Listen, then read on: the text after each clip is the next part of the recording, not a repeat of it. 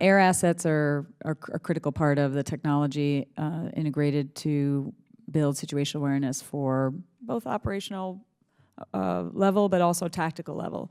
And air has been critical in the Tucson sector, but we've lost a bit of our air capability in that sector, and we understand that we're going to lose some more in the future here. And I understand there's increased activity in other sectors, but still 50% of the marijuana comes to the Tucson sector, and especially in the hot summer, we have a number of deaths in the desert, and the air assets are very critical to getting to people before it's life-threatening. So could you share what the impact has been of decrease in air in the Tucson sector, and any plans you have to further decrease it? Because this is a concern of ours. We've made some great gains, and we feel that we're potentially going to shift away from that should we lose some more air.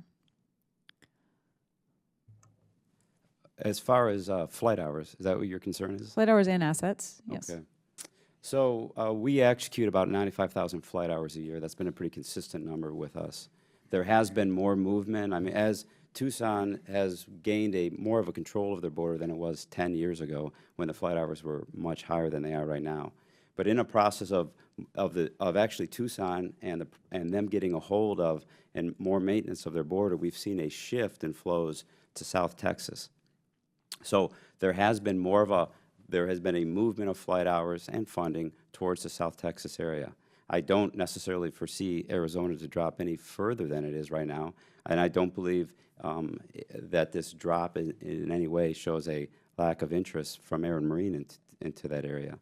Tucson, as it is the largest branch we have. Yeah. I would probably say the agents are somewhere around 80 total. It has more air assets than anybody else, and it also flies more than anybody else. So it is still it's a center cog for us in that western side of the United States. It has a large diversity of platforms. Well, first of all, the UAS flies out of there. At our office, it has more flight hours than any other. We have Blackhawks that fly. We have Citations for air interdictions, and we have AS-350s and small fixed-wing aircraft. So it is a hub for us in the southwest region. Chief Luck, do you got any comments on that? I would just add, based on your opening statements, that we are testing other things, other unmanned aerial systems to fill a gap, and we're going to test some with a small UAS in Arizona here coming next month. So that is a gap filler too for needed air requirements in southern Arizona and in South Texas, and we're also testing them in Swanton, Vermont, to see what the capability is. So we've come quite a long ways with regard to SUAS and filling gaps in air requirements. Great, thanks. Continuing on the air discussion, the Vader technology has been helpful, but the feedback that we get when I go down and visit is oftentimes there's several limitations, obviously, to the unmanned aerial systems as to when they can fly and when that information is available.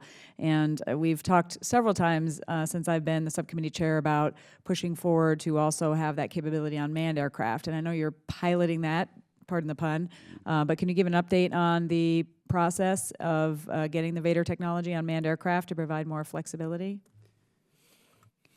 Well, first let me say that we are hoping to expand the UAS capabilities with Vader in Sierra Vista. We're very close to moving it to a 24/5 operation. When you probably visited throughout this year, it was a 16/5. So, you know, what happens with weather for that is we do exactly that you mentioned before. You get affected by weather for both takeoffs and landings. If we move to a 5/24 model, we can launch and recover around those weather patterns. We've done a few experiments with that on 24/5, and we get massive bumps in flight hour availability. So that is our initial plan going forward. As far as putting the Vader on a manned asset, yeah, that is a bit out. Those are a few years out from for having that available. So that's not being piloted right now? It is being piloted, but it's not. There's nothing physical right now I could tell you about. Okay. So the timeline for even knowing whether that's a possibility you're saying is several years? I don't believe it could be 7 years, but can I? Several, not 7. No, can I get you a better timeline on that? Absolutely. No, this is something we've been, interested in for a while, so it'd be helpful to understand the plan for that and the timing for testing, evaluation.